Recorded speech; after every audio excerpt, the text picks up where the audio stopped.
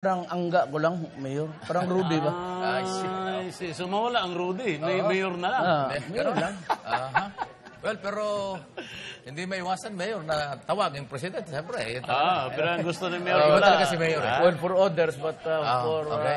Iba talaga si Mayor. Isipin mo. Yung mga nanonood sa atin ngayon, di ba? Gusto ni Mayor Duterte na kahit na andyan na sa Malacanang, Mayor pa rin. Nakita mo iba ho, dun sa mga viewers natin, ayaw hong magbanggit ni Mayor na siya ay President-elect. Kahit daw humanumpa na siya, gusto niyang tawag sa kanya, Mayor pa rin. So nakita niyo pagkakaiba. Kasi ma-conscious ako eh. Ayan. So it distracts me from, pagpasok niya murag, nakukurnihan ako. Actually. Despite 12 million vote. Pero sabi nung kukurnihan pa raw. More than 5 million ang lamang eh. Anyway, si Pastor, tuloy lang ho natin. Anong feeling? Ano po ang sa ngayon? Ito na. Ayaw niyo magpatawag na President-elect. Okay lang naman kasi hindi pa napoproclaim. Pero wala na tayo. Ito na ho. Nag-concede na yung kalaban. There's a feeling of fulfillment Okay. of the prophecy over Mayor that this position is really God-given to him. Yes. Like David in the Old Testament, na pinili siya ng Diyos. Siya talaga yung pinili. Maraming dumaan sa harap ng propeta, pero ang pinili, yun talagang gusto ng Diyos. So 18 years ago, Yeah. That's Yes, sir. I'd like to begin this odyssey to the presidency by requesting the beloved pastor to relate to us and revisit that day nung nag-golf kami 18 years ago. Yes, yes. And he has been repeating this over the years, and it has come to pass nga ganun nga. So, doon tayo mag-umpisa, Pastor, the first time I heard myself being a president. well, nasa golf course kami noon. Kaming tatlo ni Attorney Charlie na at peace with the Lord na. And then I was very reluctant to tell Mayor about my dream because it was like a far-fetched dream. Kasi hindi mo talaga maisip. Pero nevertheless, I have a burden in my heart. So at the course of our golf play, I told Mayor in a corner, kasama ni Charlie Rivera. Sabi ko, Mayor, meron akong dream last night which has given me a burden to tell you. Ano yan, Pastor? Sabi ko, you sent for me in a plane and then a chopper. And I landed somewhere and we were to play golf. And then as I was holding my club, I look at you, you're talking to people around you, big people, I don't know who they are. And I said to myself, I knew at that moment that this was the Malacanang grounds. And I said to myself, what happened? He's only the mayor of Davao City. Why? He's now the president of the Philippines. And then, through the course of that, Mayor, through the years, eto na, dumating na. Until people were egging you to run, but you were the reluctant one. You did not really want to run until the October 16 deadline. And I went to America at the time. Upon landing in the United States about October 11, I had a dream that night. And in that dream, I was telling Attorney Bengay. I said to her, Attorney Bengay, landslide tayo. Si Mayor, landslide tayo. Sabi niya, how can that be? He only filed for Mayor, not President. I said, I don't know, but that is a revelation. So yun, Mayor, ngayon, this is the fulfillment. Congratulations.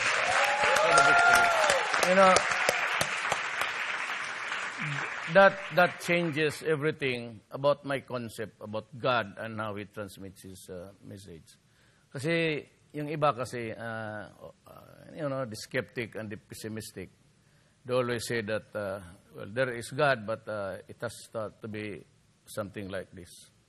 But I have never heard of a person who has in so many times foretold an event that is far away in the future tense. Usually present perfect or past tense. But si Pastor lang ang narinig ko over the years, not really exactly a prophesy, but to just talk about it. And the Senator is here. Senator, kindly join us here.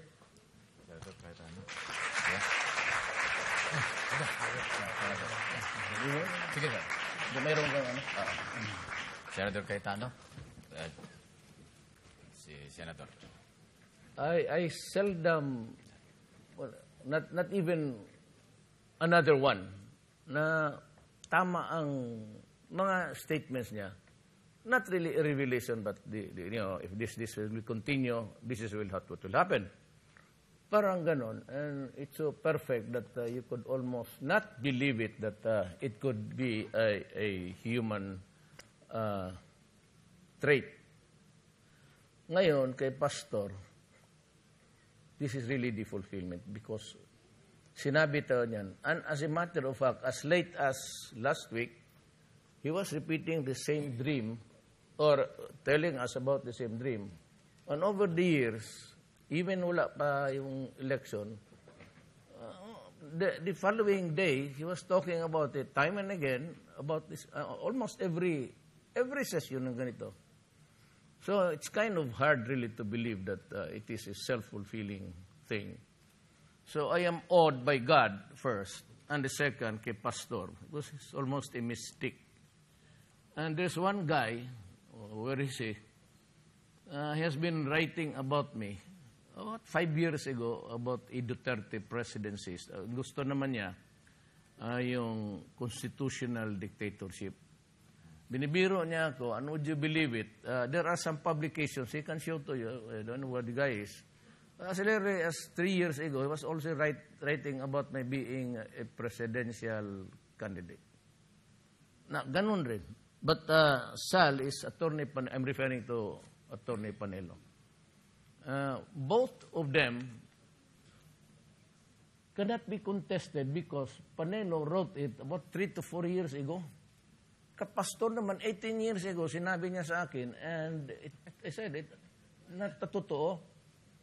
Now, kay Pastor, pag tinanong ko siya, sabi ko, Pastor, sabi niya, comes from the Lord, from God. Ito naman si Panelo, ewan ko kung may relihiyon itong... But, yung kamanyaman on the philosophical side of life, about having a leader who can do this, who can do that. So, ganon ang... I'm awed until now. Not so much about... Well, of course, it's destiny. Yes. But it's about a fulfillment of a prophecy. And that is a very hard thing to do. Kasi si Pastor, binulgar na niya na ito ang mangyari. Kasi kung hindi mangyari, mapapahiya siya. I mean, it would not really be good for the pastor to just blurt it. So how many elections ago was that? And until now, Duterte is still the mayor, and as Bitra. But you know, God has a very strange way of doing things. And despite or in spite of my resistance, I found myself in the avenue of contention to the presidency. Ganon rin si Panelo. He's been writing about it, and he has the documents to prove because he writes a column in a newspaper. And he can show you that he was writing about it 3 or 4 years ago. So, we can only pray to God. And ang akin naman, sino bang ayaw sabi ko, sana magkatotoo yung sinabi ni Pastor. Kailan pa ba yan? Ayan na. But I also would like to thank my parents who are not with us now. Because hindi na naman ako maniwala niya mga santo-santo. Bakit ka sa santo na hindi mo kilala? Hindi mo alam, lasingiro yun. You know, I always pray to my mother and father. Because the best intercession, if there is really an agency to which you can communicate with God, para sa akin, yung parents mo. Because you're a son, and nobody would be more interested in seeing you being one, according to the revelation of Pastor Quiboloy. And the writings of Panelo. Attorney Panelo is really very queer, I suppose. But Pastor, I can say, is a mystic. That is what you get for being there all the time in commune with God.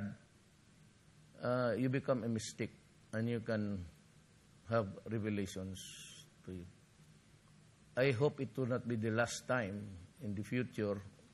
Baka if it would be the good for the country and pastor could reveal to us what road should we take along the way in the 6 years of this Odyssey.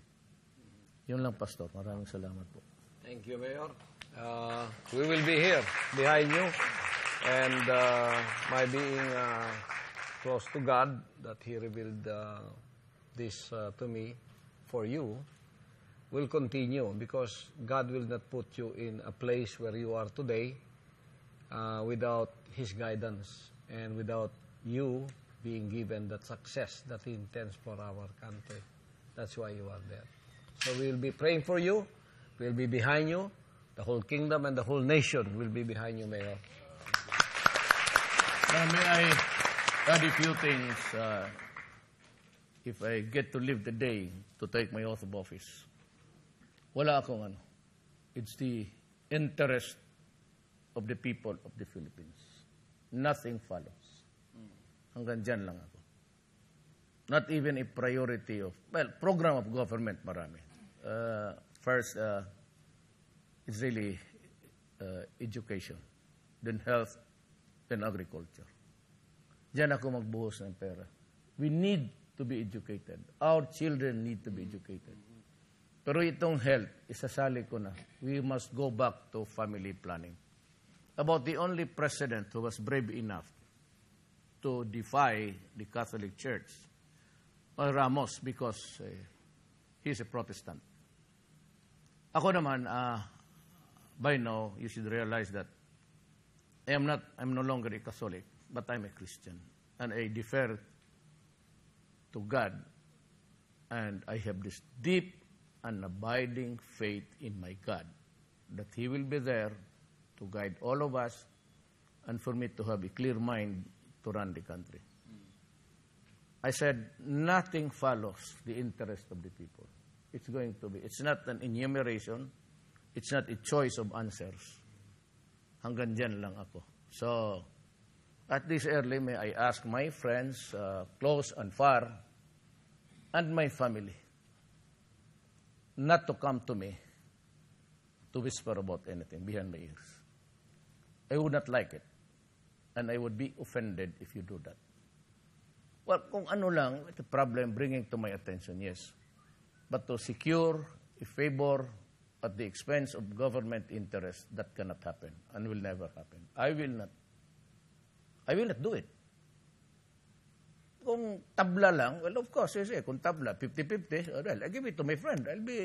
Kung hindi ko kilala to, kung ano-ano pa gagawin nito. If it's your friend, then you have the capability, you have the millions to do it, you have the workforce, you have the equipment, fine. Kung 50 ito, 50 sa bidding, of course, I will give it to my friend, whom I know is really capable of competence. Pero kung sabihin mo, iganong ko, it will be a plain, it's a level ground for everybody. Talagang patas yan. Walang palusutan. And I will be strict. Dito sa, sabi nila, diktador, correct. I will be a dictator. No doubt about it. But only against the forces of evil. Criminality, drugs, and corruption in government. Talaga, the day has come when I would like to, my message to all government employees, be it the police, military, lahat na, cabinet members and all, stop. You just stop. Stop oppressing the people. Dito, hingi doon, corruption.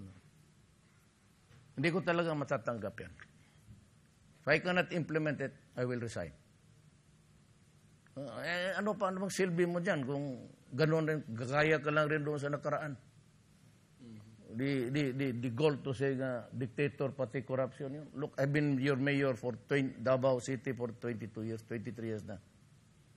Never had any single case of corruption. pero itong nagsasalita, there will be some reckoning about this. I will not go after my political opponents. I am not up to it actually. Pero itong nangyari ngayon sa Scarborough Shoal, that we lost it, after a certain senator, si Trillanes, went back and forth at the behest of the president. And there was already a raucous there, Spratley. And finally, after the 16th visit, we lost the Scarborough Shoal. And there was no reaction at all from our commander-in-chief, the president. Wala. Hinayaan lang as almost there was a stand down. We didn't even bother to send a banca of the Navy to confront people there, the Chinese. Why are you here in our property? Wala tahimik lang. At saka wala na. Hanggang ngayon, nagbunga na. It has blossomed into something, a garrison. There are missile stations there. And no hinuhay. So, this is unacceptable to me. There will be an investigation about this. And it will be initiated by, I don't know, whoever would sit there sa DOJ. But I would even give it to the Ombudsman, a constitutional body. But I am not satisfied. I must dig deeper, and the resources are found in the Executive Department. Ombudsman, wala naman. But there has to be an explanation why we lost the Scarborough Shoal. Bakit? At the time when it was taken and in the building, ang duda pa namin, itong lupa nanggaling sa minahan sa Agusan del Norte kay Eric Gutierrez and company, pati itong si ang congressman ng Egay Erice. Sila yan, may kumpanya yan eh. Gusto ko lang matanong, bakit saan ninyo tinapon yung lupa? Because we suspect that was the same soil from the Philippines used by the Chinese to reclaim an area there at nilagyan ng garrison. So, explain to us, to the Filipino people. I'm not being, ayaw ko, sila Grace, si Marwan, those water under the bridge already. Ano ba naman, we cannot build a nation with the foundation of hate. Impossible. No amount of hate would give you something. It's all negative. Wala, tapos na ako dyan sa mga atake. Ay, kalimutan ko na yan. But ito yung akin, basura, mga dollar accounts, 5,000 lang naman talaga yan. Nilagyan ni Rojas wanted to know if it's still alert or extant or alive. So, nilagyan niya ng $10. Ayan nga, lumabas doon sa, when the certification lumabas. 5,000 plus the $10 that it's almost a dormant account actually. It only earns about $1 every year. Every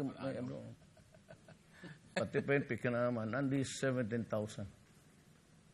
Those are the garbage that some network also adopted and some broad newspapers was reduced to a parang, hindi ko naman ini-insulto yung pero dyan lumalabas talaga halos yung karamihan ng mabaho dyan sa mga tabloid. Hindi naman lahat na ito. Pati yung may mga tabloid na puro bomba, ganon, it's almost garbage. And these guys just printed it in the front page without really bothering that some of the properties there were listed under the name of Duterte, but I really do not know him and why I have an account of almost ang lupa ko, umabot pa ng Dipulog. Nang waiting. Waiting na lang ngayon ang anuhin ko. My epithets would be limited to tang is an orange drink which is good for the health. anak ng wedding, well, of course, I have to control my mouth. Just an example, facing the ambassadors, and I would say, Mr. Ambassador, welcome to my country, and we have scheduled talks, and I would like to know your sentiments about my country and about trade. And what about the trade? Kung ayaw kong tumindig niya, sipain kita. Kapoy-kapoy.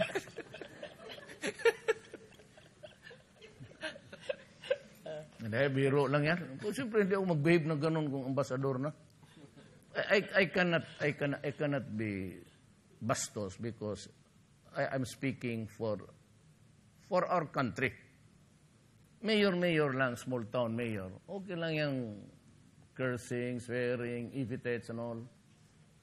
You're only mayor dyan, hindi naman mapansin yan. But if you are the president of a country, naturally you have to be prim and proper. Prim and proper na almost maging holy na ako.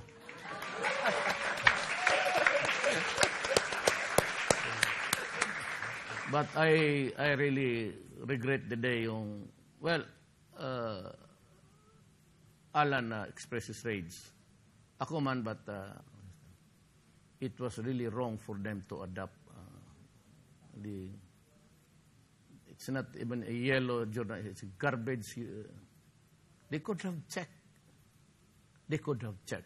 That is the moral responsibility of publishers of newspaper. You have to check. Do not print garbage that are given to you for the page of sensationalism or what? Pati yung network na, well, there was the subject of, pinuputol kasi na slant eh. I don't know why they have to do it na ganon. They would not complete your story. Pag ganon, ikat. Tapos yun ang ipalabas ng yung announcer. Ito, sabi na. Hindi naman nasabihin na I was relating even yung pag ano ko, before the businessman, sabi ko, ito kasi ang natutunan ko nung maliit pa ako, itong words na ito. Ano? Paglabas sa kanila, walang ginawa, hindi nagmumura. Tarantado talaga. What is... mga gano'n na slant. It's not good for, they might pretend to take the moral stand, but they don't. Actually. Nakakawala ng respeto. So, I would rather go to some other. Dito na lang, I would make the pastor the centerpiece of. Ayaw ko na ng because they tend really to, at what price? Kaya I had to go to court to enjoin them from, to bar them from publishing anong tawag nito? There is, pastor, basta yung mga ganun na publication. I forgot. It's sa law school namin ko natutunan niya, but medyo, law school was 47 years ago, ha? Malayo na yun. I have not read a book, a law book, since I became vice mayor, appointed. That was in 1987. I stopped reading law books. Pagod na rin. Until now. I was appointed as a vice mayor, then I won the mayorship in 1988. That was in 1988. That was about 1988. We are now 2016. Yun lang ang lamentations ko. I'm not really angry. But yung lamentations ko itong you pretend to be the moral torch of the country and yet you're into something. We have to go to court to enjoin you from not showing it. So meaning to say, if it passed the judge, then the rules were reviewed by the judge. And if the rules were reviewed by the judge and issued the order for you not to air it, then there is something wrong with you. Otherwise, the judge would not just, it's freedom of speech, mahirap yan. Problema meron. Iner pa rin, kahit despite na TRO. Nakalagay sa TRO, Pastor, Mayor, enjoining those ads and any other of the same nature. So they just changed the ad at pinalabas pa rin. And all of these people putting up the ads, Mayor, that's why I express rage, is promising to change the country and follow the rules. So if you cannot follow the rules in election, and you have to lie about a candidate, doon ako po nag-express ng rage. Because once they become president, imagine what they will do to their enemies or to the people that they do not like. But I'd like to thank you, Mayor, for that opportunity to stand up. And I would like also, at this early, Senator, they will continue to heap garbage. By now, I just don't want to discuss what's the reason behind. It's up to you to deduce. But they will continue to find fault and express the rage, editorials, and things like that. I'd like to just address myself to the Filipino people. Know the truth. Madali lang naman eh. Pero yung mga insinuations, yung mga pa-slide, they don't know. It will end someday. In the fullness of God's time, there's no such thing as a one-century racket. It will end someday. Ganon lang yan. It's about time that somebody should tell them straight, right at their face, na bastos kayo. Bastos kayo. Do not pretend to be babawi yan, editorial ka agad. With all this air of righteousness and moral, ay nako, politika sa Pilipinas. Just the same, I said, we will continue to work as I have worked as your mayor. I will maybe replicate what I did for Davao. And yung strongest nila is dictatorship. I will be a dictator against all bad guys, evil persons, criminals, I repeat, drugs. It will be a harsh condition for you. And I said, and may I repeat it again, I will do it even at the cost of my position as president, my life, or even if I lose honor. Tandaan niyan. Hindi ako ang papara hanggang hindi ko makuha ang gusto ko. I want this country freed of the tentacles of the drug, just like Mexico and Colombia. It will not happen during my watch. I can assure you, itaga ninyo yan kung saang bato na. Di mangyari yan. Talagang hindi ako papayag. That is a solemn commitment. Itong mga kidnap or ransom, it's in Manila, you kidnap people, most of them Filipino, Chinese, or Chinese nationals. Yung mga may-ari ng kasa, for the case of evangelista, dinrive lang niya kasi ito demonstration, tapos pinatay, sinunog. Or the murders of so many young women and children na rape ng mga addict. That's the problem. Then you harp on a single human rights violation. I have to take care of the country. I have to provide. Of course, I will listen to the human rights. But you will not deter me. Not even the UN. That's what they did. They picked up the rubbish thing here. Alam mo nung, pero kasi we had this parang reconciliation with the mga anak kasi mga kadugo ko rin. But those were garbage. Kami patay, picture. Tapos tinanggap naman itong human rights dito. That's why if they want, they should file a case so that I can answer them in court.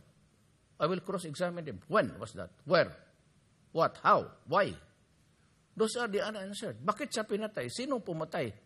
Kung ano ka lang dyan, lista ka ng lista, at yung kalaban mo yon ang gawa, tapos i-forward sa iyo, yung sabi, tingnan mo yung title na sa libro, ha? You can die anytime. Alam mo, sa Bisaya, sige, pagkiat mo diha. Doy oras, patay na mo. That's really an admonition usually given by the Visayans sa kanilang anak. But the way they treated the problem is that you can die anytime. Tingnan mo yung variance ng interpretation. Gaya ng slang rather. Kita mo ito, mas pangit pa sa atin, nauna pa siyang sinagot ng that is really slang. But if you go further down, that is street slang. Ganoon eh. But the way it was treated by ditong opposition, kinain naman ng human rights, pati yung nang base dito, hindi naman. They are really, hindi ko malaman kung nandito ito sila o hindi because I do not want to harm them, but saan ninyo nakuha yan? Kagaya ng may street fights, yung mga bata, yung sinabi ko, sige, magpatayan kayo dyan. Puro nyo patay na mo. It is as if I was threatening the children. Kuha ninyo.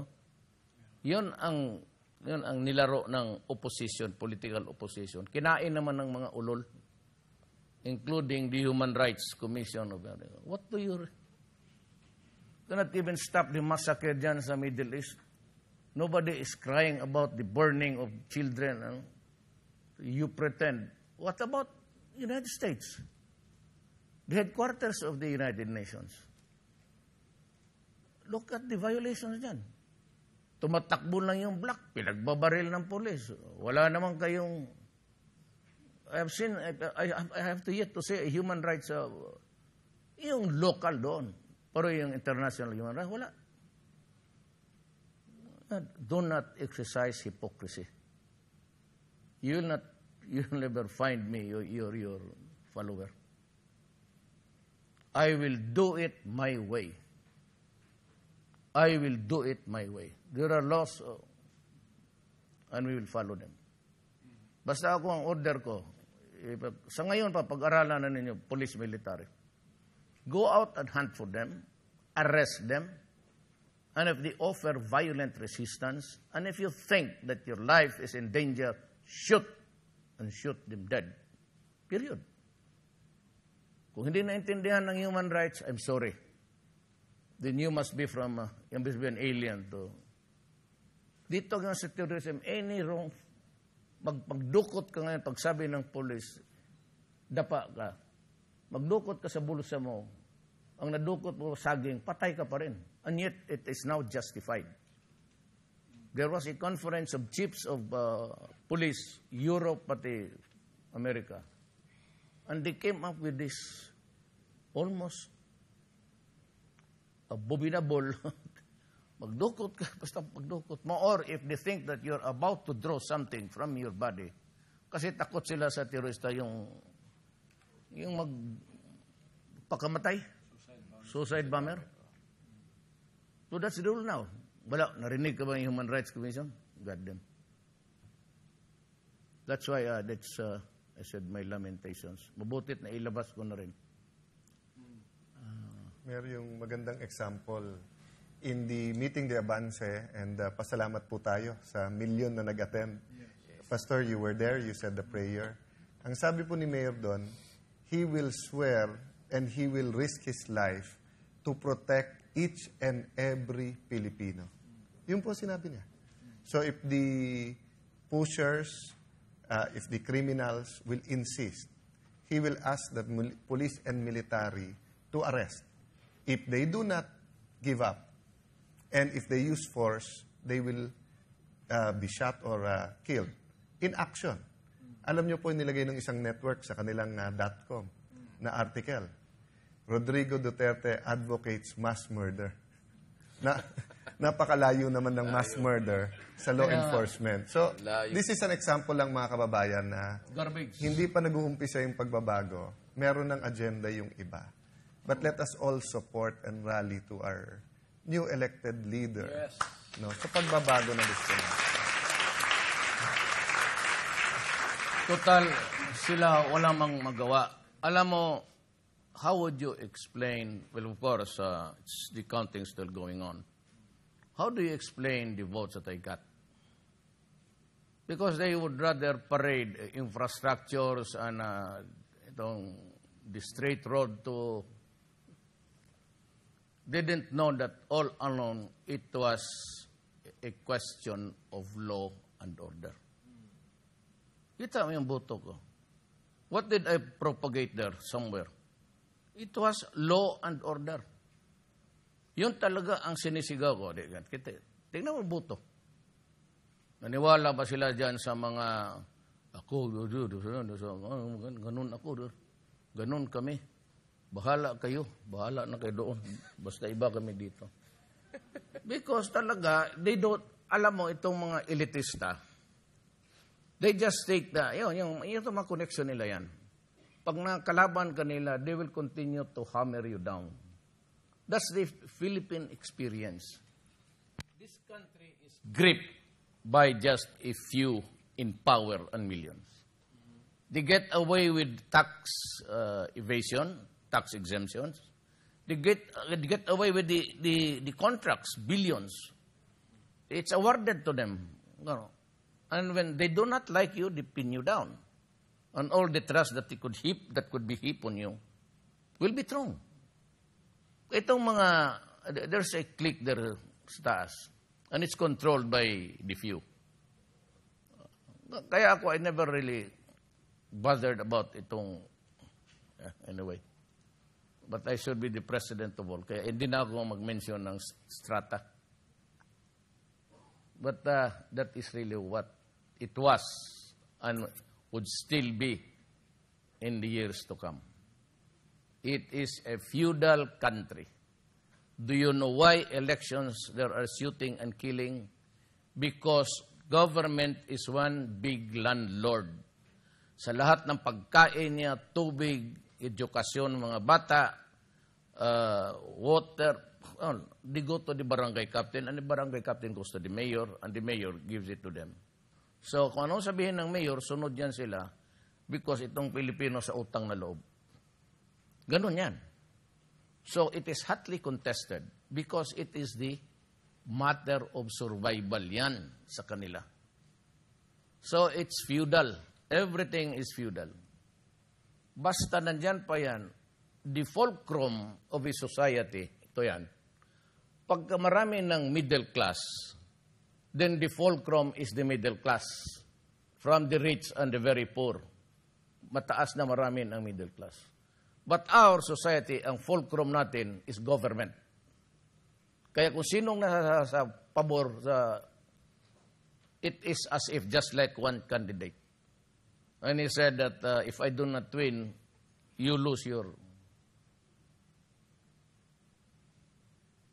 Parang pera niya. It's a feudal setup.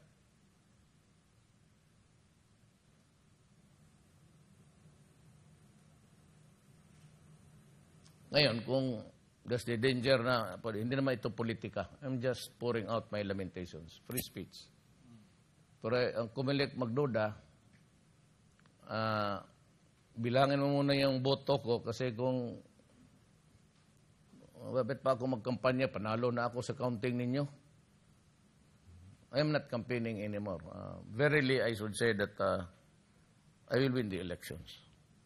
Just as you prophesied, Pastor, by landslide.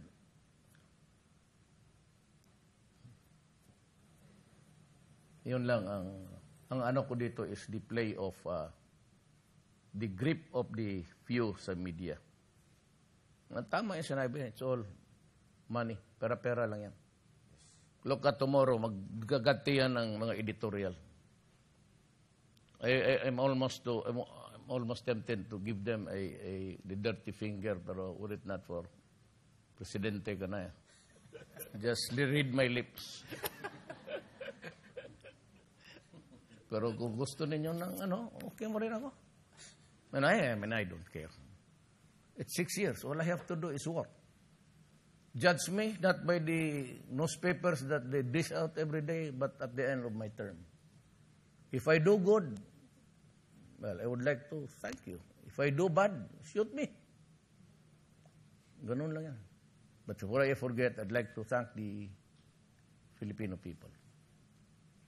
Huwag kayong mauna kayo. Lalo na ang mga mahirap. Ang pera ko, makita ninyo, edukasyon ng mga bata. Ang mayaman, hindi naman kailangan sabihin yan. Edukasyon ng mga bata, inyong pang-ospital, pati medisina at agrikultura. The rest will follow.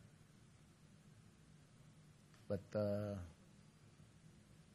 we are in a democracy, and they would always use that powerful medium of TV and newspapers. Noon siguro, the old mga editors na, especially during the martial law days. But they never did really thrust out yung mga basura ngayon and print it without reviewing it, whether it is true or not. Tinamaan pa yung mga si Doktora Socorro Duterte na. I know, she's a dentist here. I don't know if she's still here. May gardener ako dito, Duterte rin apelido. Yung dentista, Cagayan de Oro yun eh. Diba? Cagayan de Oro. Pati sa... Dami pa lang Duterte. Sa... umabot nga ang propiedad ko doon sa... Polog. Dipolog. Pero paano yan? Anong gagawin natin dyan? Sa mga ano yan? Well, it is enough that I reveal their hypocrisy and their penchant to destroy and end. Babalik rin yan sa kanila yung balang araw. Babalik rin sa kanila. It will expect it to come in your life. You not have to bukas pa editor ng mga editorial, mga commentary dito, putak. So, pero pera lang kayo. Alam namin yan. Yes. Just like what was the outrage of Alan Ford. Pero pera lang. Connection. Pakiusap. Yan. Now remember that I would like to invite the Filipino people. You patronize this. Walang pera dito. Ang may-ari ng pera dito, ang Diyos. It's always. Ito yung evangelist na nakita ninyo yung pera ng tao. The school, a monastery there for to be the pastors of the church. And dito kayo because I will ask the pastor to anong lalabas dito will be the truth. Huwag kayo dyan. Pero kung mga drama-drama, doon kayo. Mga siyo-siyo. But if you want the truth, dito kayo sa...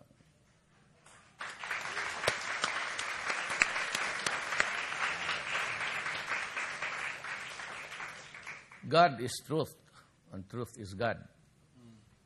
Greed and money, yun yung nakikita ninyo sila. What else? For what reason would you have? Publishing garbage. Slanting the stories. Para kayo nakadroga.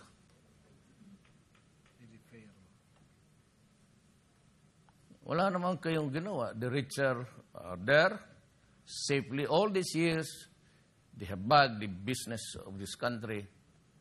Ang sa baba, for generations dyan sa Tondo, walang lumabas. Kaya sinabi ko sa Tondo and everywhere else, there's a blighted area. Educate your children because that is the only way makalabas kayo siya dito sa Islam, the blighted areas. Educate your children and I will help you. I will pour money for their education. The only way. Otherwise, siya pati anak niya, ustag daw. We will go to a family planning. Kasi talagang hindi pwede yung... And even some religious, it's an idiotic thing. Nakikita nila 6, 7, 8. Well, sana to give them the, hindi naman Ano yan eh? It's not for abortion. It's for just to prevent the challenge of the warrior against the warrior to connect so that ano ba na sabihin mo, ang tamang pamilya is 3. That's the boundary. 2 is the boundary. Then you supply them with, so that they will not be deprived of happiness of life. There's no such thing as you postpone yung gana ng tao. Cannot be followed by the calendar. Bakit po? Why do you have to? Wala yung... Wait lang, Mayor. Wala yung audio.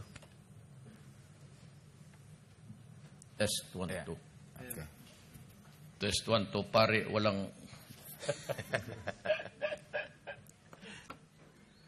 Okay. Yung Totoo. drugs, Mayor, yung drugs. Kasi marami excited na ano eh. Talagang sabi ko sa inyo, yung drug lords, Ah. all, delikado kayo talaga. Delikado kayo. I promised you that. Sabi ko, delikado kayo. Pag delikado kayo, bantay kayo. About smuggling, Mayor. All. Right. Sinong smuggler? Yung mga mayayaman. Kita mo yung mga kotse nila magpunta doon sa Senate hearing. Kotse, 2 Mercedes. Anak na, I was asked by Inares to trace the smuggling. I didn't have to go to the Intelligence Committee to produce the picture. Tapos ng kakampanyang eleksyon to, ang mga unggoy, sinabi pa ako raw ay kurap sa imong. Kayo yan dyan, kurap eh. Ano naman kurap namin dito sa Davao? Ubusin ko yung pangkoleksyon ng basura para But look at Davao, it's clean. O tignan mo yung hindi daw sila kurap. Look at Manila. Garbage. Look at the projects of the national government. Kaya ako when I take my oath, it will be a private one. Physically, but it will be, I assure you, it will be live. Pero hindi ako finger food. Yung mga cookies na barato sa Quiapo, marami yung bikiri dyan. Bakit ako gagastos? Ipakain ko na lang sa mga... Meron akong party, pero hindi ko sabihin para kanino. But I will have a shindig when I take my oath of office. Maybe in the afternoon and evening. Meron akong yayain mga ano ko. Hindi ako pakurni, but yung tao na ilangan ng... Yung kumain. Talagang kain. And I would see to it that they double their appetite that night or that afternoon. Yan ang pakainin ko. Bakit ako magpakain? Why would I spend money for you? Hindi naman kayo nga presyo. Sabi nga, Duterte, masama ang bunganga niya. So be it. If you do not want to talk to me, fine. May nagtanong, are you ready to mend your ways? Why should I mend my ways? If you want to mend your ways, you do it, not me. Wala naman akong ginawa. Maraming ingay. Just in narration, then you are crucified when as a matter of fact, because you free the child and the nanny, and I will take their place. And I had to endure humility of being a hostage in my own office. And in a rage, I expressed the words, but I led the attack. And after firing one magazine, I told the soldiers, kill them all. O patay lahat.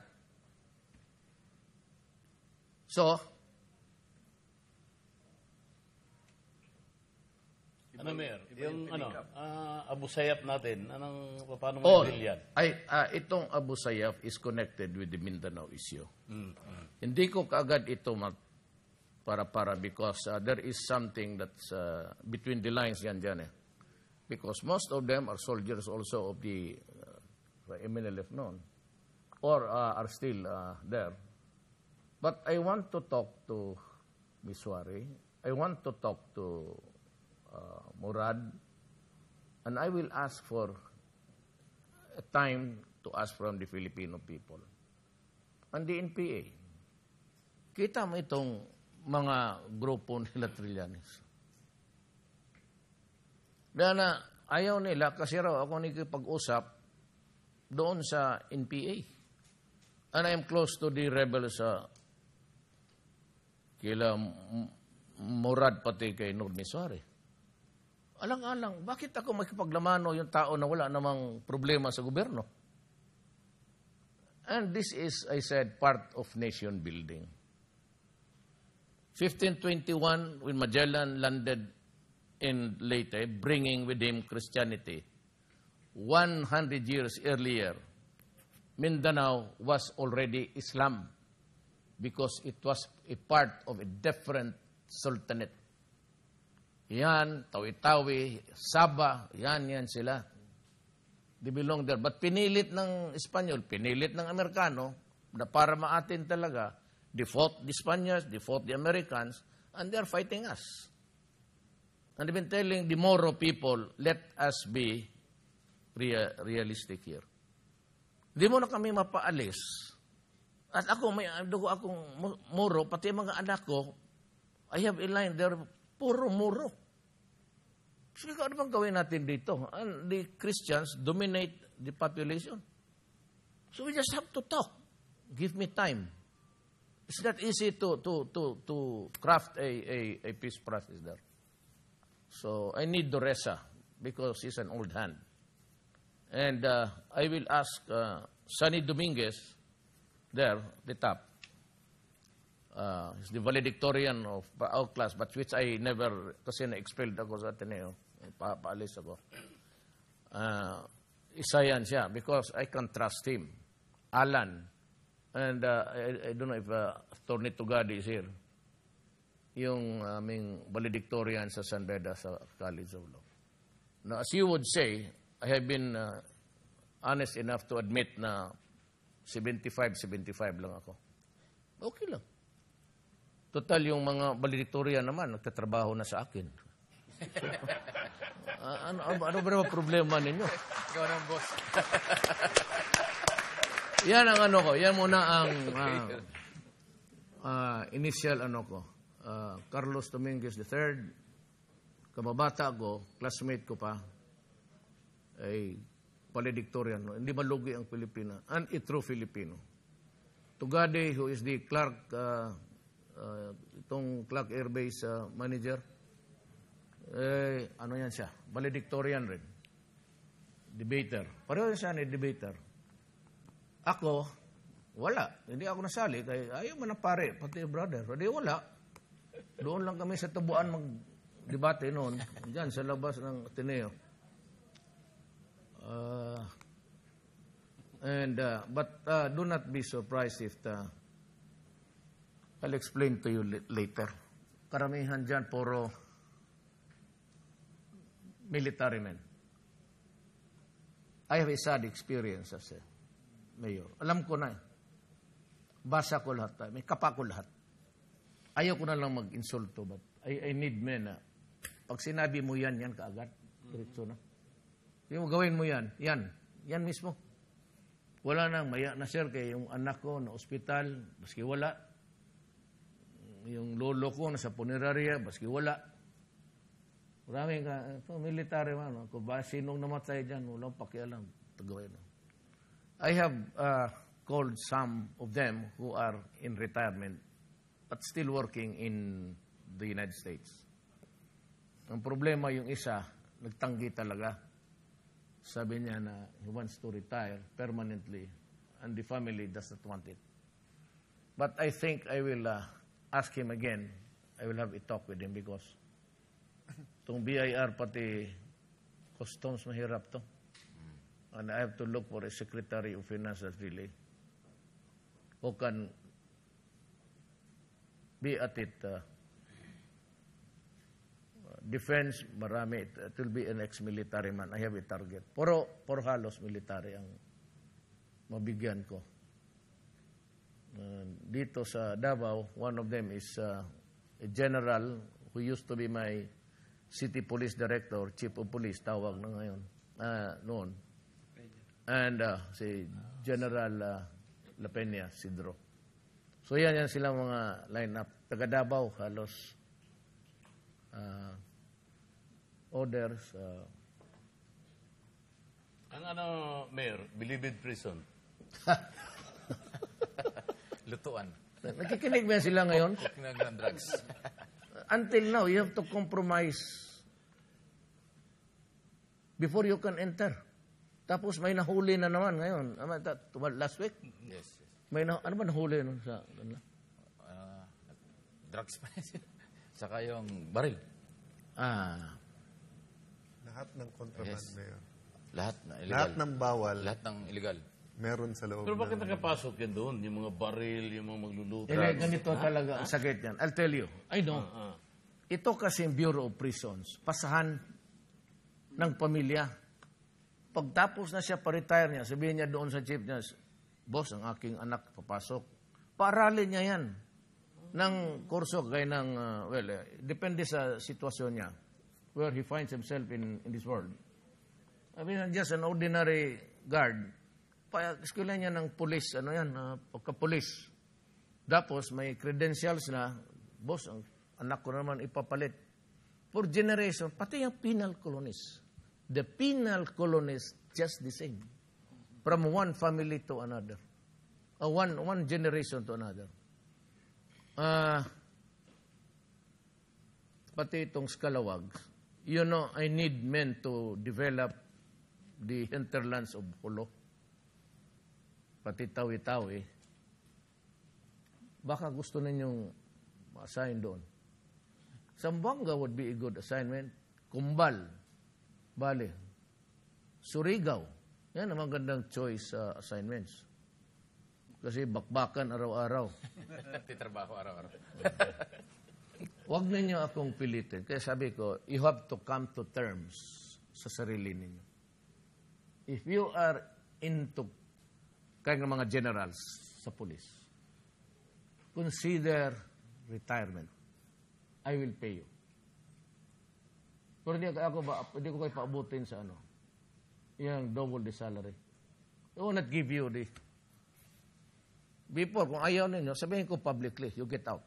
Because you are tainted with drugs. Wala masyado sa army. I'll explain.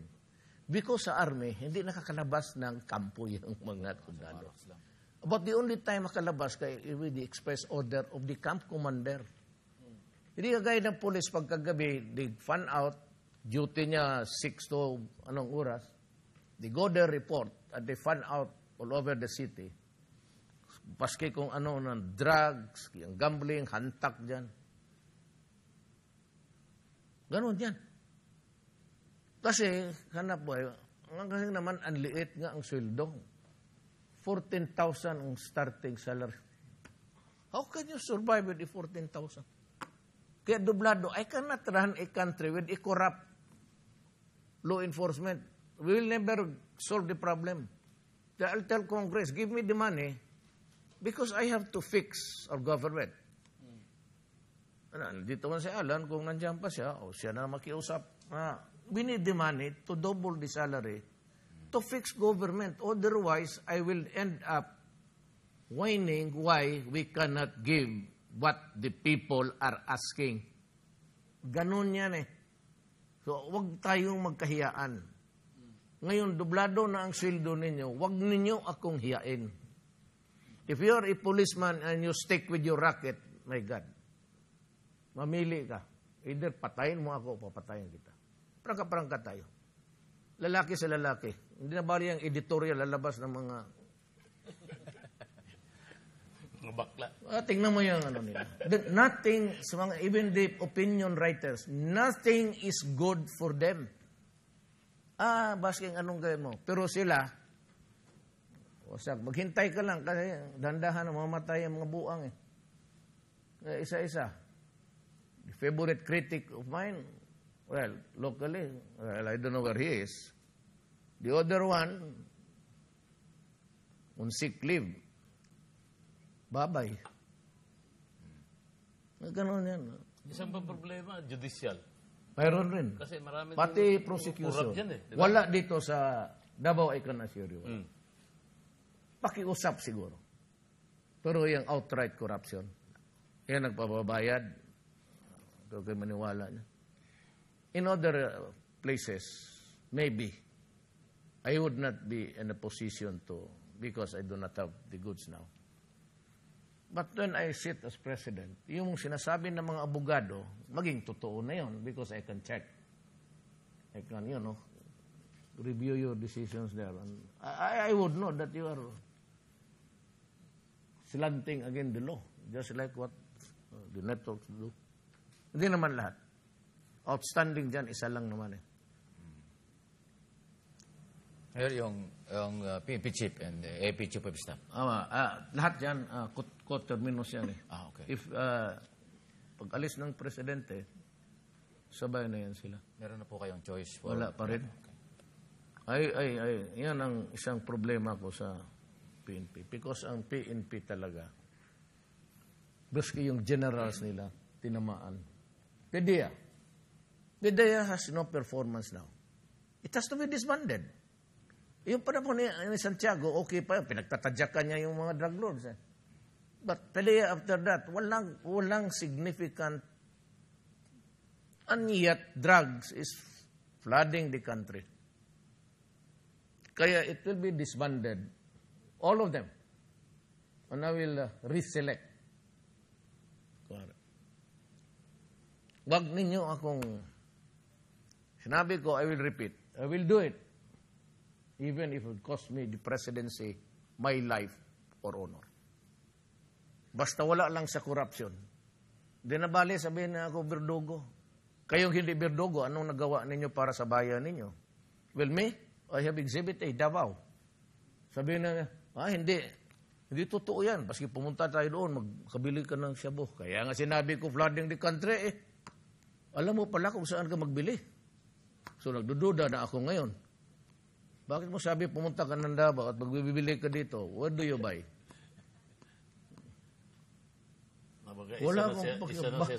Wala akong pakialam kung general ka o do not. Basta sinabi ako, I will not let down the people. Baski saan nanalo ako. What do you think? Gwapo ako? Well, hindi naman ako, not exactly what. I'm not ugly either. But the issue is, kagaya ng Bicol. I was doing poor sa surveys. Never expected na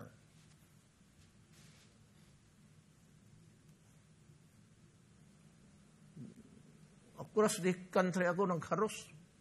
And to think that I'm only a mayor of a city in Mindanao. Before this campaign, nobody knew my face nationally. And if you can notice or recall, I seldom would I allow being interviewed by the national network. Sabi ko, dito lang ako. Because I'm a very private person actually. I value my privacy. Pero ngayon, well, that is my one regret that I have. Running for the presidency and giving up my privacy. Wala na. Pati yung mga anak ko, kilala na. And there's a certain, standard that people will place on your shoulders. Baski anak ka o baski ano ka, pag kunting pagkamali lang, magnified na yan. Anak ni ano, ganun, nanuntok. Well, I'd like to revisit an incident. Itong vice mayor na ito, bata pa ito, nagbugbog ng isang security guard. Nung sinabi ko na, bakit? Yung kababata rin niya eh. Pero taba sila naglaki. Ang security guard, pinilit sinisira yung gate kasi ayaw papasukin sila. Good night na yun. Na yung kamay ng bata nabali. So itong pulong na ito, pinuntahan yung security guard, binugbog. So the following day, in-interview yung security guard. Ang sinabi niya, are you filing? Media was asking, are you filing a case against the son of congressman ako noon?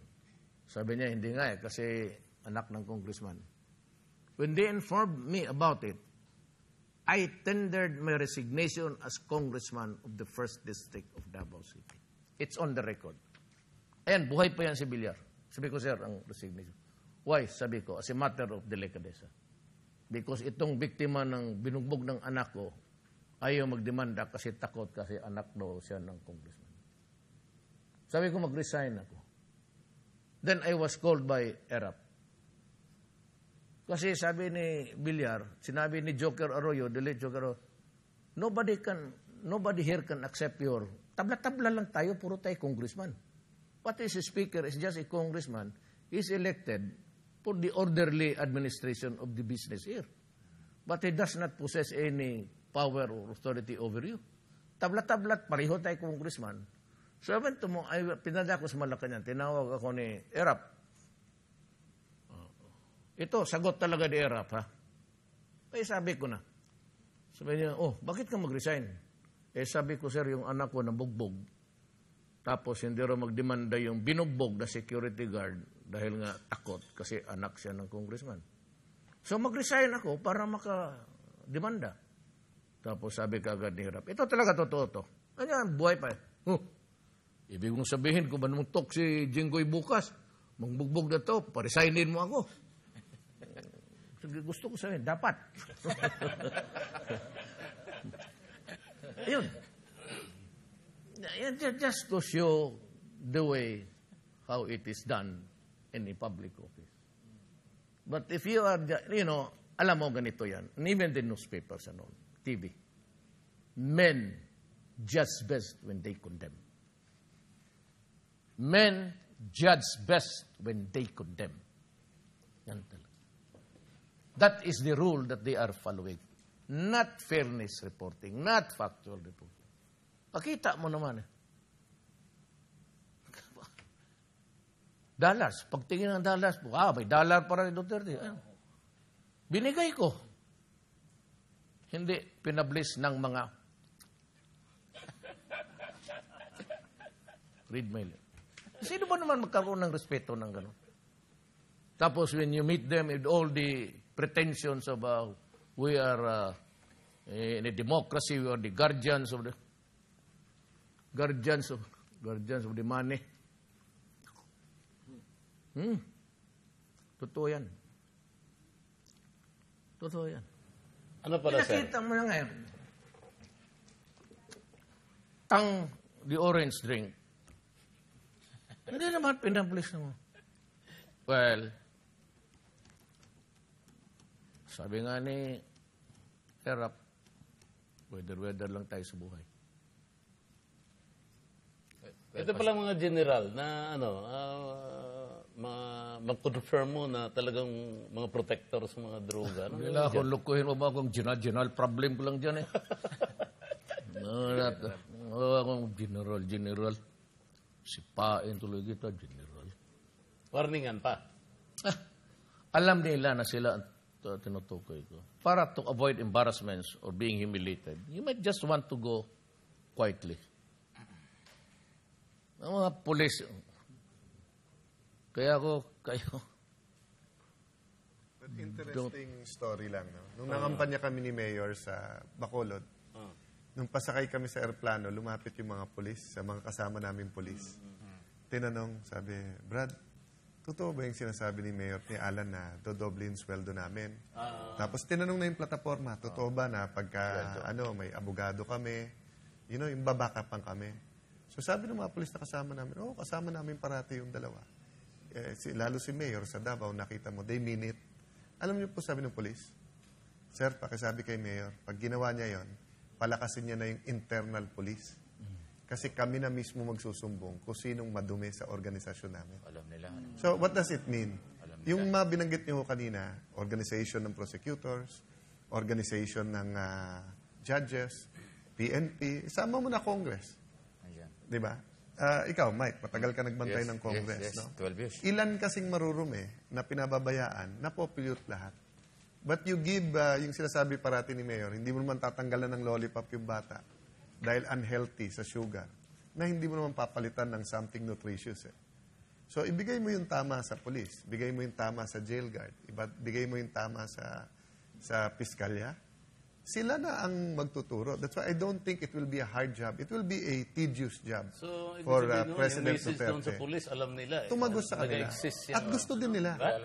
Sino ba, like, pagka niloloko mo ngayon mga lawyers, inalaska mo kami, di ba, yung ginagawang araw ang gabi, ginagawang araw. We don't want that reputation. But give us the chance to reform the institution or the group or the IBP. Give the police the chance to reform under a commander-in-chief that doesn't only speak it but lives it. Our new president will do it by example. So I don't doubt people will follow. One thing else, ito, pag nadisgrasya ang militar o police in the line of duty, continuous ang sweldo for 3 years. Then the education, gobyerno na. Mga anak ninyo, I wanted it all across the board. Pero sabi ng medyo mahirapan. So I have to correct. Yung kayong mamatay in the line of fire, you will have the salary not broken immediately, but the same TW that you receive every month, ibibigay sa inyo. And you can make adjustments. Kasi ngayon patay na eh. Then, at saka ayaw ko na yung mga byuda na mapupunta ng Maynila at pagdating doon, lalo na kung bata pa, sasaluin ng iba, pag uwi, walang dala, ubos, buntis pa. Huwag kayong magalit kasi yan, again, that's the naked truth. Magparangkahan na lang tayo ngayon kasi bakang ako talaga ang presidente. I might take my oath one of these days. Huwag na tayo magbulahan. Kasi kung magbulahan tayo, parang gago tayo.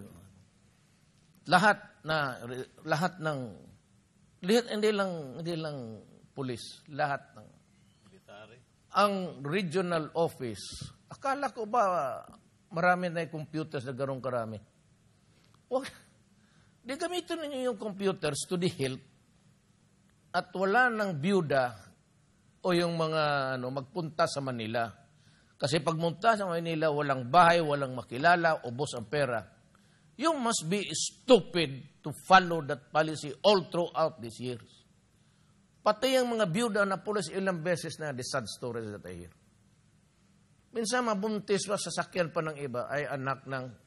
Alam mo, pag ginawa ninyo, patawag kita sa... Diyan sa grounds ninyo. Sipain kita. You do that, mark my word, I will go to your grounds and I'll call for you and sipain kita. Ngayon, kung sino mag-retire, kung hindi niyo maggawa sa regional office, then I will abolish the regional office. I can save money. Gusto niyo yan? Ibigay ko sa private firms yung processing ng retirement. I can give it to an agency na private. Sige, kayong mag-ano niyan. May yung masave ko sa itong mga empleyado ng bilyon yan, ikaw na. And you work it out with the PNP. Dito, parang insurance companies ganun. You work solely on the retirement of people. Mag-retire sila dito lang sa regional offices. Walang gastos. If mayroon man pamasahe lang from the provinces to... At saka gusto ko, pag mag-file yan, whatever be the transaction, in any office, ayaw kong makita ang Pilipino queuing. Yung nagpipila ng mahaba, ayaw ko yan. Pag-file niya ng application, give him or her a shopping list. The required documents. Pag nandyan na, huwag mong dagdagan, huwag mong kunan. Yan na yan. Tapos may journal, huwag mong ilagay sa computer. I received today, journal yan, from Mr. Rodrigo Duterte, the application, papirmahan mo rin doon sa tao. Tapos tignan mo sa computer yung workload mo. Please come back next week at 3 p.m. Surrender niya yung dalawang klaseng tag, stub. Ano mo dyan? Clip mo. Pagkala ito, ito yung iyo. Yan ang gusto ko. National offices, 1 month, 3 to 5 signatures. Ma-defense, whatever, DILG, whatever. Ayaw ninyo? Kunin ko yung computer. Ibigay ko sa iba. I will hire a private company. I might as well just scrap your office. Billion yan eh. So, total processing lang naman yan. There's a department secretary, then there's a staff, then they take care of the processing. Huwag ninyo akong, yan. Dito sa Davao, 3 days, 72 hours. Either approve or disapprove, ilabas mo. Ngayon, kung beyond 72 hours, do not give it to the applicant. Send it to my office, you are no longer allowed to release it. With an explanation why it took you more than 72 hours to do it. Because if you want to conduct an ocular inspection or a physical look about, fine. But tell me, and tell the guy, huwag yung lukuhin ninyo na basta paikot-ikotin, ganito ang requirement. Pagdating ng tao doon, ito pa pala kailangan. Pagdating doon, kailangan. Kasi pera yan eh. You are just asking for the grease money for... Ayaw ko na yan. So there will be a life-changing episode here for the next 6 years. Kasi yung iba, nasa lucrative na mga... Ayaw ko rin mag-ano ng tao before I condemn. Ayaw ko rin mag-ano. Basta yung lucrative ng mga opisina, maraming ganon. Well, I want you to... It would be that... So, yung lifestyle mo, ayaw kong mag-insulto. Judgmental. Sanay ka sa ganyang kita mo araw-araw, yung sweldo mo, baliwala yan, parang tip lang yan, and you are into this kind of racket, it will end soon. So kung ano yung lifestyle mo, babalik ka talaga doon sa sweldo mo lang. Ganon man talaga. Or I might decide to increase your salaries. But I will take care of the soldiers and of the police because they are the ones na pinapadala natin sa impyerno, to the mouths of hell. And they cannot even ask us, mga otoridad, Sir, bakit kami magpakamatay na ngayon doon? And that's one painful experience ko is yung I respect the Moro. It's a fighting force. And a BBIFF, you're rebelling against government, fine. We'll have to talk. But natural yun, there was fighting. Pumasok ang mga sundalo eh. Ang masakit lang sa akin dito sa Mama Sapano, para time to, is yung there was a fighting for the whole day. At may kasap dito, may helicopter na may mga rockets. Kasap dito sa 11, sa Awang, pati Jensan. Ni isang helicopter walang dumating para tumulong, maski even one rocket fired against the opponents. Kaya sabi ko, ang gusto ko, ayaw ko na, patay na eh. Gusto ko lang malaman sa pulis, pati sa army, isang tanong lang, bakit walang reinforcement or at least air power to protect the policemen? Bakit hinayaan buong araw fighting when as a matter of fact, mayroon naman tayong helicopters, di isang tawag lang na tulungan itong nakapindaw na. Bakit inabot ang gano'n na swerte ng mga sundalo natin? I cannot understand it. I don't know if you guys listening to me now. And even Malacanang, if you are listening, Mr. President.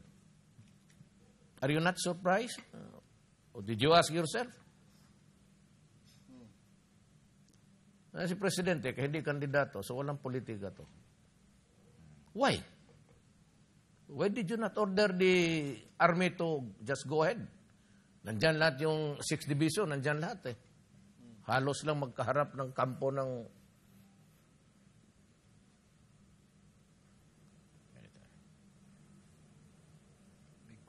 Those are the questions bugging the Filipino. It's not related to politics.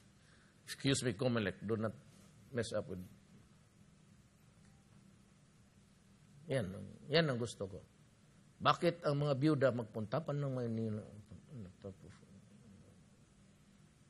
Pagdating doon, naubos na bayad sa boarding house, pagkain, pamplete, it takes them hours ang Manila and traffic. I think that's the job of one of them. It's either Carlos Dominguez or... May isa pang problema dyan, sir. Yung mga byuda doon, may mga playboy nag-aantay doon. Magpa-please doon. Ano ba nangyari?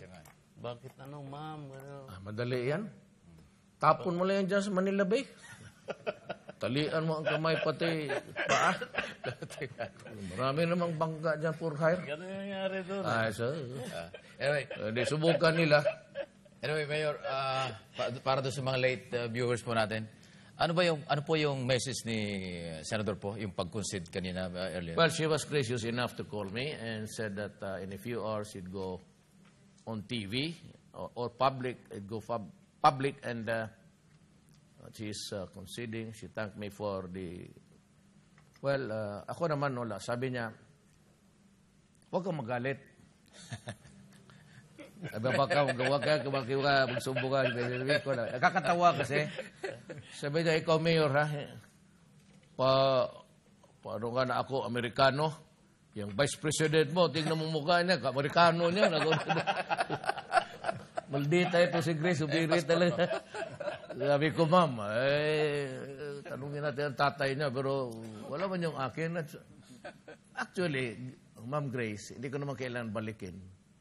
Kami talaga, lahat ng abogado, one semester yung tinuturo. Constitutional. Sinasabi talaga sa amin yan.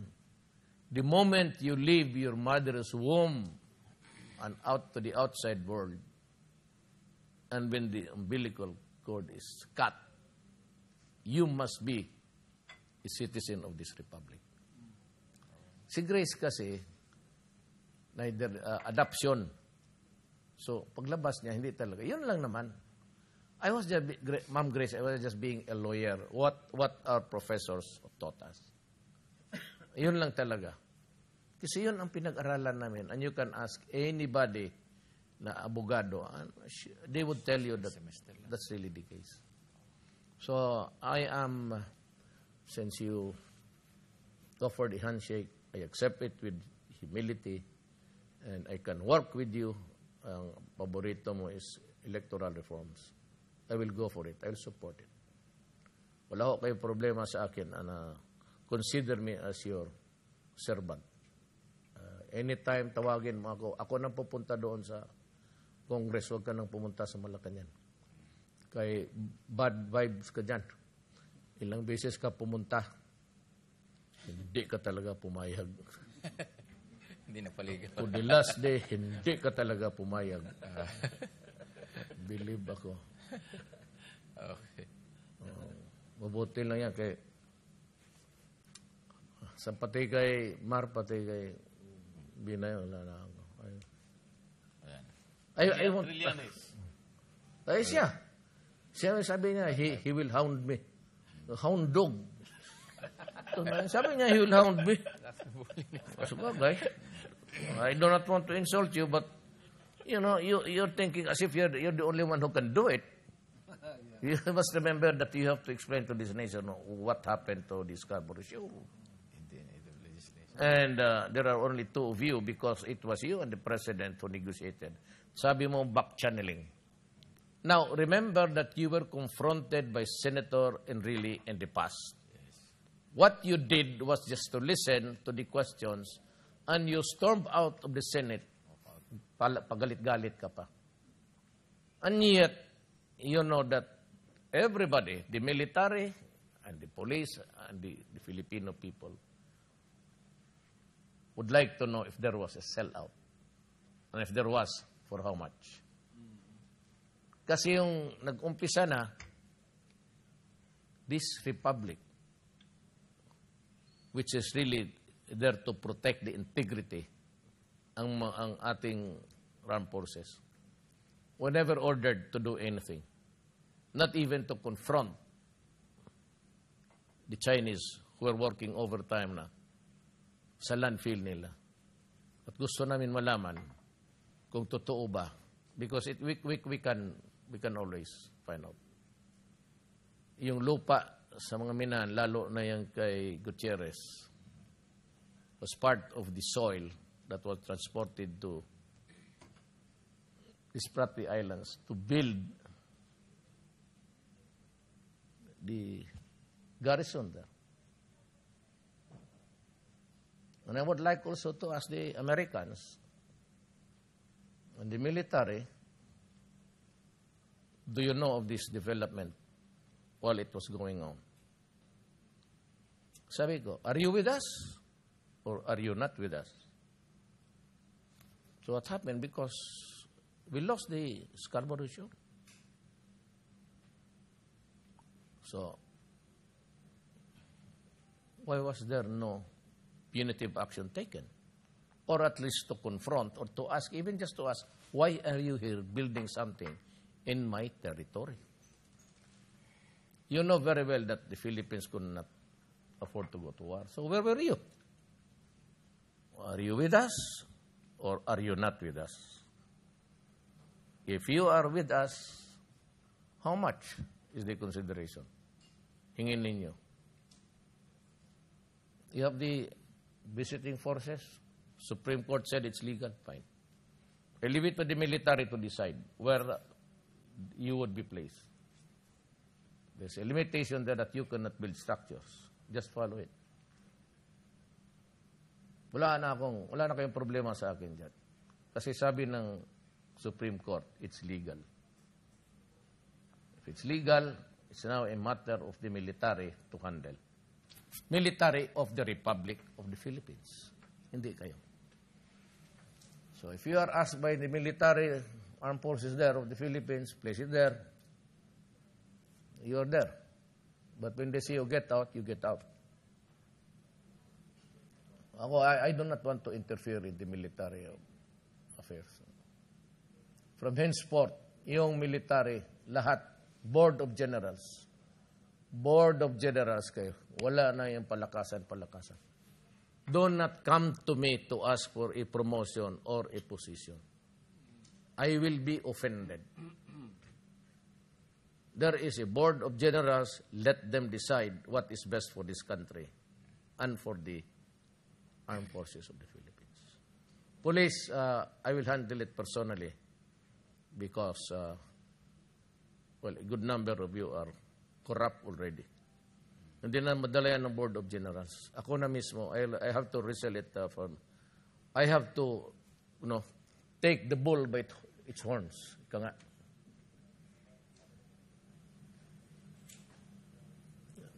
Karami ninyong, imagine broad daylight, on live camera, caught on camera, in EDSA, tinutukan ninyo yung tao, kidnapin ninyo. What has happened to the PNPA? There is the Laloma presento there. Lahat kayo sabit. Tapos ang kaso walang alam mo ganito yan eh. Alam mo ganito yung ng racket ng pulis ha. If they are charged, they file a bond. Mag-appear yan sila, tapos arigluhin nila na masabihin bailable. When they go or they do not face the court at all. Mawala yan sila. Pero nandiyan na kabaro eh. Then, tignan nila ang kaso for 1 or 2 years. Pag hindi na mainit, tapos bigla lang yan sila mag-appear sa court. Your Honor, we are ready to surrender. Okay? Tapos pag they work for iban. Pag hindi, priso, pero sa labas lang yan sila. Then, they would say, Your Honor, we demand if the fastest trial in this world because of the constitutional provision that the accused is entitled to the speedy trial or else ma-dismiss. Gusto niyan, we want a day-to-day. until this case is finished. So magkahirap na ang gobyerno ngayon, saan yung mga witnesses?